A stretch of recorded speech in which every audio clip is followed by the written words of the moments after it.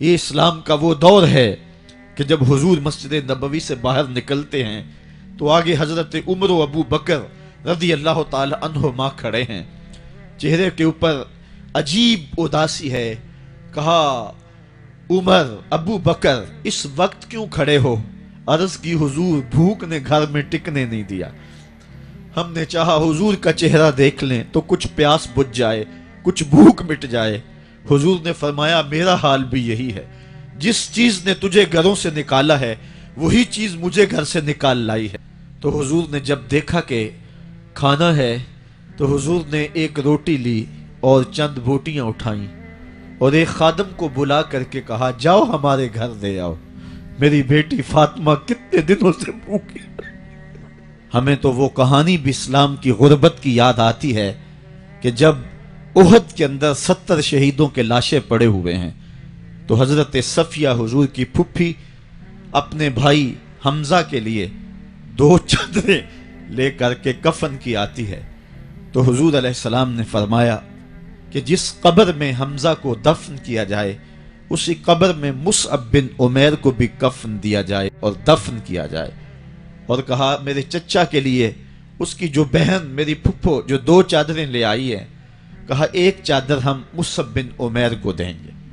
یہ مصعب بن عمیر کون ہے؟ تاریخ پڑھو، کتنی دل آویز تاریخ ہے. مکے میں ایک امیر ترین خاتون ہے جس کے بیٹے کا نام مصعب ہے، اور وہ اپنے بیٹے کو اتنا خوبصورت لباس پہناتی ہے اور اتنے خوبصورت خوشبو اور عطر اس کو لگاتی ہے کہ مصعب بن عمیر جن گلیوں سے گزرتے تھے دیر تک وہ گلیاں مہکتی رہتی تھی. لوگ کہتے تھے یہاں سے مصعب گزر کے گیا ہوگا اس لیے یہ گلیاں مہک رہی ہیں. اچھا پھر مصعب پہ نظر پڑتی ہے میرے محمد عربی کی تو مصعب بن عمیر حضور کی زلفوں کا اسیر ہو جاتا ہے. ماں کافرہ ہے، جب پتہ چلتا ہے تو اس کا لباس بھی چھین لیتی ہے، سہولتیں اور آسودگیاں بھی واپس لے لیتی ہے. پھر وہ وقت بھی آیا کہ مصعب بن عمیر حبشہ کی جانب ہجرت کر جاتے ہیں. مکے کے حالات کچھ تھوڑے سے خوشگوار نظر آئے تو وہ حبشہ سے واپس مکے جب پلٹے تو ان کے بدن پہ جو چادر تھی وہ جگہ جگہ سے پھٹی ہوئی تھی. میرے آقا کریم علیہ السلام نے دیکھا تو حضور کی آنکھوں میں آنسو ٹپکنے لگے. کہا یہ وہی مصعب ہے جو اتنا خوش پوش نوجوان تھا کہ میں نے پورے مکے میں اس سے خوبصورت لباس پہننے والا کوئی دوسرا شخص نہیں دیکھا، اور آج میرے مصعب کو پہننے کے لیے جو چادر میسر ہے وہ بھی جگہ جگہ سے پھٹی ہوئی ہے. یہ اسلام کی غربت کی کہانی ہے. اور آج احد میں یہی مصعب بن عمیر شہید ہو جاتے ہیں اور ان کے لیے کفن بھی دستیاب نہیں ہے. حضور نے کہا جو میرے چچا کے لیے 2 چادریں لائی ہیں ان میں سے ایک کا کفن مصعب کو دے دو نا، اور دوسری چادر سے کفن میرے چچا کو دے دیا جائے. اچھا حضرت مصعب کے لیے بڑی چادر رکھ دی گئی اور حضرت امیر حمزہ کے لیے جو چادر تھی وہ چھوٹی تھی. اگر سر ڈھانپتے تھے تو پاؤں ننگے ہو جاتے، اگر پاؤں ڈھانپتے تھے تو سر ننگا ہو جاتا. حضور نے فرمایا میرے چچا کا سر ڈھانپ دو اور پاؤں کے اوپر اذخر نامی گھاس ڈال دو. میں یہ اسلام کی غربت کی کہانی تمہیں سنا رہا ہوں. جب میرے رسول کے چچا کے لیے پورے کفن کا ٹکڑا بھی دستیاب نہیں تھا، اسلام اس وقت بھی عزت پا گیا تھا، اسلام اس وقت بھی ذلیل نہیں تھا، اسلام اس وقت بھی سربلند تھا، اور اسلام اس وقت بھی عزتوں کی مسند پہ تھا. یہ اسلام کا وہ دور ہے کہ جب حضور مسجد نبوی سے باہر نکلتے ہیں تو آگے حضرت عمر و ابو بکر رضی اللہ تعالی عنہما کھڑے ہیں.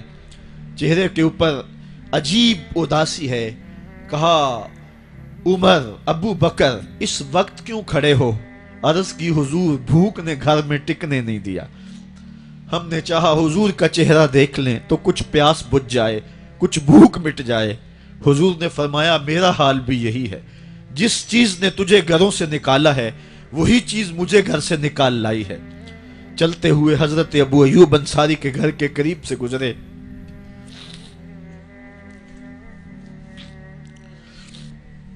حضور کی خوشبو پا کے وہ باہر آ گئے. عرض کی بندہ نواز آج میرے مہمان نہیں بنتے؟ حضور نے کہا تمہاری مرضی. گھر لے گئے، چٹائی بچھائی، حضور کو بٹھایا. گھر والوں کو بکری کا بچہ ذبح کر کے دیا، کہا جلدی جلدی کھانا تیار کرو، میرے آقا کو بھوک لگی ہوگی۔ یہ کہہ کے واپس آئے، حضور کے پاس بیٹھے، نظر چہرے پہ پڑی تو گھبرا گئے۔ نکاحت کے آثار اتنے واضح تھے کہ سمجھ آ رہی تھی کتنے دنوں سے حضور نے کچھ نہیں کھایا۔ اٹھ کے باغ میں چلے گئے، کھجوروں کا خوشہ توڑا، حضور کے سامنے رکھا، کہا بندہ نواز جب تک کھانا تیار نہیں ہوتا یہ کھجوریں تناول فرمائیں۔ تھوڑی دیر کے بعد کھانا دسترخوان پہ لگ گیا، حضور سے عرض کی گئی حضور آئیں کھانا تناول کر لیں۔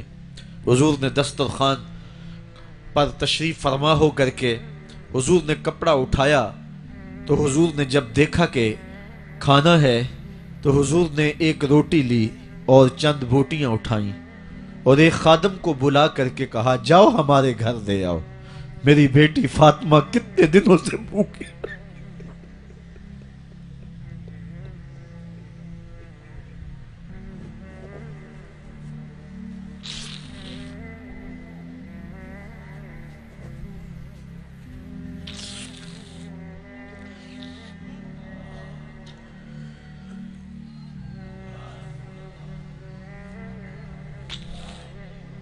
کہا جاؤ ہمارے گھر دے آؤ، میری فاطمہ کتنے دنوں سے بھوکی بیٹھی ہوئی ہے۔ مال کے کونین ہیں گو پاس کچھ رکھتے نہیں، دو جہاں کی نعمتیں ہیں ان کے خالی ہاتھ میں۔ آپ کو پتہ ہوگا کہ جب میرے رسول کا انتقال ہوا ہے، حضور کا وصال ہوا ہے، تو حضور کی ایک زرہ ایک یہودی کے گھر میں گروی رکھی ہوئی تھی، حضور نے زرہ رکھ کر کے اس سے قرض لیا ہوا تھا۔ یہ اسلام کی غربت کی کہانی ہے، اور پھر اللہ نے اسلام کو امارت کے رنگ بھی دیے۔ آؤ تمہیں کہانی سناؤں، حضرت عدی بن حاتم روایت کرتے ہیں، صحیح بخاری میں روایت ہے۔ یہ حاتم تائی کے بیٹے ہیں، کہتے ہیں میں حضور کی خدمت میں حاضر ہوا، ایک شخص آیا کہنے لگا حضور غربت نے میرا برا حال کر دیا ہے، اور اس نے شکایت کی، غربت کی، پسماندگی کی اور اپنی معاشی بدحالی کی۔ پھر ایک شخص آیا کہنے لگا حضور میرے پاس دولت تو ہے لیکن میں نے جس منزل پہ جانا ہے راستہ پر خطر ہے، تو میرے لیے کیا حکم ہے کہ میں کیسے راستہ طے کروں؟ تو یہ دو لوگوں نے یہ باتیں کی تو حضرت عدی کہتے ہیں کہ حضور نے روئے سخن میری جانب موڑا اور میری جانب مخاطب ہو کے کہا عدی تو نے ہیرا دیکھا ہے؟ عدی کہتے ہیں میں نے عرض کی حضور دیکھا نہیں، سنا ہے، ہیرا یہ شہر ہے عراق کا۔ تو حضور نے فرمایا عدی تو نے ہیرا دیکھا ہے؟ میں نے کہا نہیں حضور دیکھا نہیں، اس کا تذکرہ سنا ہے۔ فرمایا عدی اگر اللہ تجھے زندگی کی مہلت دے تو ہیرا سے ایک خاتون چلے گی، تو اپنی آنکھوں سے دیکھے گا اور مکے تک پہنچے گی اور اللہ کے گھر کعبہ کا طواف کرے گی، اور اس کو ہیرا سے لے کر کے مکے تک اللہ کے علاوہ کسی کا ڈر نہیں ہوگا۔ کہتے ہیں کہ میں نے دل میں کہا کہ پھر بنو طے کے ڈاکو مر گئے ہوں گے جنہوں نے عرب کے اوپر روب ڈال رکھا ہے، تو وہ تو پھر ختم ہو گئے ہوں گے۔ کہتے ہیں میں ابھی سوچ ہی رہا تھا کہ حضور نے مزید میری حیرت میں اضافہ کرتے ہوئے کہا عدی اگر تجھے اللہ نے زندگی کی مہلت دی تو تو دیکھے گا کہ کسرا کے خزانے تیری جھولی میں ہوں گے۔ تو اس دور کی سپر طاقت تھی۔ میں نے کہا حضور کسرا بن ہرمز؟ حضور نے فرمایا ہاں کسرا بن ہرمز۔ کہتے ہیں کہ حضور نے پھر فرمایا عدی اگر تو زندگی پائی تو تو وہ دن بھی دیکھے گا کہ ایک شخص زکوٰۃ کی رقم لے کر کے، زکوٰۃ کی چاندی لے کر کے، زکوٰۃ کا سونا لے کر کے نکلے گا اور اس کو کوئی زکوٰۃ کا مستحق ہی نہیں ملے گا۔ حضرت عدی بن حاتم کہتے ہیں کہ پھر میں نے وہ منظر اپنی آنکھوں سے دیکھا کہ ہیرا سے ایک خاتون چلی اور مکے تک پہنچی، اور امن ایسا تھا کہ اس کو اللہ کے علاوہ کسی کا ڈر نہیں تھا۔ پھر وہ لمحے بھی میں نے دیکھے کہ کسرا بن ہرمز کے خزانے مسجد نبوی کے باہر پڑے ہوئے ہیں۔ تو کہتے ہیں تیسری چیز میں دیکھ نہ سکا، اور میں نے لوگوں کو کہا کہ یہ میں تو نہیں دیکھ سکا، میری شاید زندگی وفا نہ کرے، اور اگر تمہاری زندگی وفا کرے تو تم دیکھنا میرے آقا نے جو فرمایا تھا 2 باتیں تو پوری ہو گئی ہیں، اور تیسری بات تم دیکھ لو گے۔ حضرت یحییٰ بن سعید فرماتے ہیں کہ حضرت عمر بن عبدالعزیز کا زمانہ تھا اور انہوں نے مجھے افریقہ کی جانب زکوٰۃ وصول کرنے کے لیے بھیجا۔ میں وہاں سے زکوٰۃ وصول کی اور پھر میں زکوٰۃ لینے والے مستحقین کو ڈھونڈنے لگا، تو کہتے ہیں مجھے کوئی مستحق نہ ملا۔ پھر میں غلام پکڑتا اور اس کے پیسے دے کے اس کو آزاد کرواتا چلا جاتا۔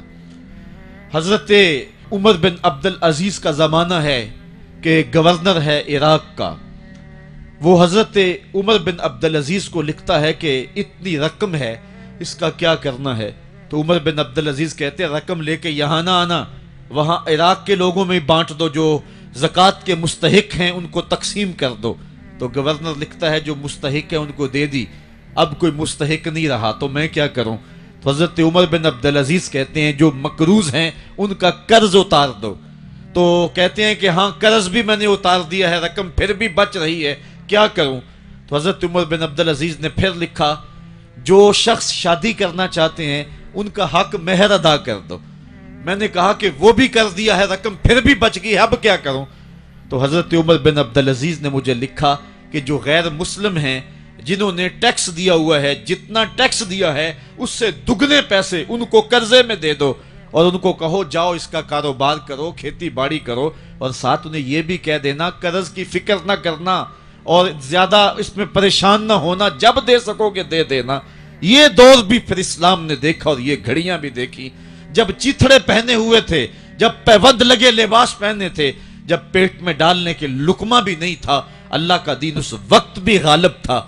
اور جب گلیوں کے اندر ریشم بکھرا ہوا ہوتا تھا، کوئی اٹھانے والا نہیں تھا، دین اس وقت بھی غالب تھا۔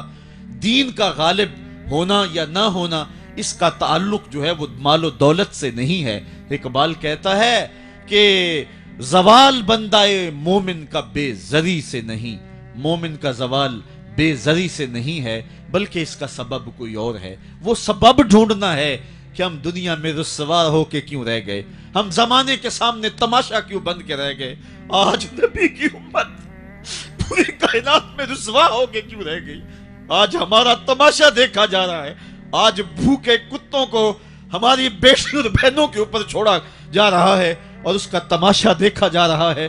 کیا ہم نے یہ دن بھی دیکھنے تھے؟ ہم نے سراغ لگانا ہے۔ دولت کی قلت اور کثرت یہ ثانوی چیزیں ہیں، ہم نے تاریخ میں دیکھا ہے، ہم کبھی مالی طور پہ کمزور تھے، رسوا نہیں ہوئے ہیں، مال زیادہ ہو گیا رسوا نہیں ہوئے ہیں، رسوائی کے سبب کوئی اور ہیں۔ میرا اے چرخا نو لکھا نیوں کت دی دا پکا کڑے نی میرا اے چرخا نو لکھا کوٹھے چڑھ کے کتن لگی دا